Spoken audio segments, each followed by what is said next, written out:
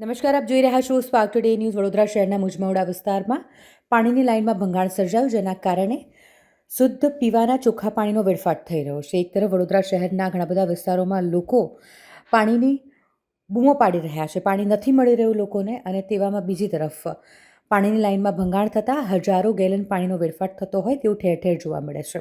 અહીં મુજમવડા વિસ્તારમાં પણ પાણીની લાઇનમાં ભંગાણ થયું, અને જેના કારણે ચોખ્ખું પાણી રોડ પર વહી રહ્યું છે. જે મામલે રાકેશ ઠાકોરે તંત્ર સામે રોષ વ્યક્ત કર્યો છે. આ મુજમવડા વિસ્તાર છે. આ ટાટા શોરૂમની બહાર અમને અમારા કોંગ્રેસ કાર્યકર્તા અમર વાઘ દ્વારા જાણ મળી કે અહીંયા પાણી લીકેજ થાય. અમે આવીને જોયું તો અહીંયા અમને જાણવા મળ્યું કે છેલ્લા અઠવાડિયાથી આ પાણી લીકેજ થાય છે. તો કોર્પોરેશનના અધિકારીઓને કહ્યું તમે અઠવાડિયાથી આ વિસ્તારમાં ધ્યાન જ નથી કર્યું તમારું. અહીંયાથી કેટલા તો ભાજપના નેતાઓ રહે છે અહીંયા નજીકમાં, ભાજપના કાર્યકર પેજ પ્રમુખો રહે છે, એ લોકોનું બી ધ્યાન નહીં ગયું કે આજુબાજુના વિસ્તારમાં પાણીની તકલીફ પડી રહી છે, શેના કારણે પડી રહી છે. તો તમે લોકો બી હોય તો અહીંયા ધ્યાન રાખો અને કોર્પોરેશનને જાણ કરો. ખાલી ઓનલાઈન ફૂલ ઇલેક્શન મોડમાં ના રહો. હંમેશા આ વિસ્તારોનું બી થોડું ધ્યાન આપજો તો લોકોને રાહત રહે. પાણી લોકોના ઘરમાં જાય. આ જે ગટરમાં વહી રહ્યું છે એની જગ્યાએ લોકોના ઘરોમાં જાય ને પીવાનું ચોખ્ખું પાણી મળી રહે.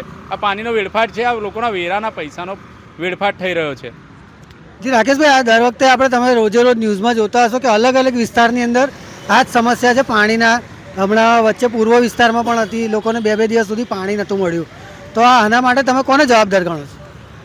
આના માટે વડોદરાની નેતાગીરી જ જવાબદાર છે, કેમ કે અધિકારીઓને કંઈ કહી નહીં શકતી. અધિકારી એમની રીતે ચાલતા હોય છે, એટલે હવે શું કરવાનું ખબર નહીં. વડોદરામાં છેલ્લા આ 30 વર્ષમાં શાસનની અંદર એટલી ખરાબ હાલત થઈ ગઈ છે વડોદરાની કે ના પૂછો વાત. કેમ કે જ્યાં ત્યાં વોર્ડ નંબર 12 જ્યાં ત્યાં ખાડા ખોદેલા છે, કશું બાકી જ નથી રાખ્યું.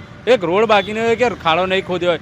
ગટર લાઇન માટે ખોદો, લાઇટ માટે ખોદો, અરે પણ એને ટાઈમે પૂરો તો ખરા. તમે આ પાણીની લાઈન અઠવાડિયાથી લીકેજ છે, એને હવે કાલે રિપેર કરવા આવશે તો એને 15,000 લઈને ખાડો જ નહીં પૂરાય. એટલે લોકોને આવન જવામાં બી ઘણી તકલીફો રહેવાની.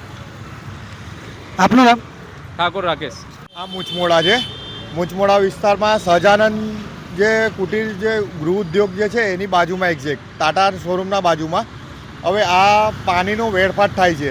હવે સારું પાણી ગટર લાઇનમાં જાય છે. તમે જોઈ શકો છો 4 ગટર લાઇન છે બાજુમાં નજીકમાં જ. હવે એ બધું પાણી ગટર લાઇનમાં જ જાય છે. હવે આ લોકોના પૈસાનું જ વેડફાટ થાય છે. જે તે જેવું તેવું કામ કરીને જાય છે બધા લોકો.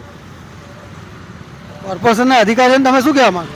કોર્પોરેશનના અધિકારીને તો અમે એ જ કહેવા માંગીએ છીએ કે ભાઈ તમે કામગીરી કરો છો એ સારી રીતે કરો, એટલે આ લોકો પ્રજાને તકલીફ ના થાય. અમુક વિસ્તારોમાં તો પાણી આવતું નહીં.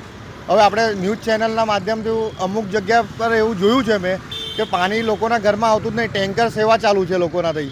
હવે આ સારું પાણી બધું વેડફાટ થાય છે, ગટર લાઇનમાં જાય છે.